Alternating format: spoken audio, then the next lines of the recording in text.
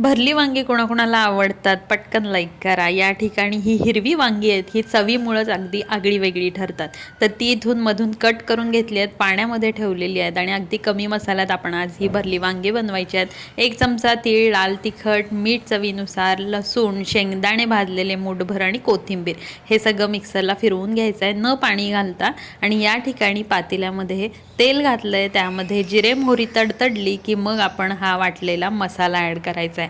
तर आता या मसाल्याला तेलात एकदा मिक्स करून घ्यायचं अगदी एक अर्ध्या मिनटासाठी आणि नंतर लगेचच त्यावर चिरलेली जी वांगी आहेत पाण्यात ठेवलेली ती घालायची आणि आता मसाल्यामध्ये ही वांगी परतून घ्यायची आणि लगेचच यामध्ये 1 ग्लासभर पाणी घालायचं आणि त्यानंतर ही जी वांगी आहेत ती मीडियम टू लो गॅस फ्लेमवर आपण 10 मिनटासाठी शिजवून घ्यायची आहेत। तर अगदीच झटपट आणि टेस्टी अशी ही वांग्याची भाजी तयार होते। नक्की ट्राय करून बघा। 10 मिनिटांनी गॅस बंद केला आहे आणि इथं झटपट असं आपलं भरलं वांगं खाण्यासाठी तयार झालेलं आहे। तर गरमागरम भाकरीसोबत किंवा चपातीसोबत हे आपण खायचं आहे। कुणाकुणाला ही रेसिपी आवडली जरूर लाईक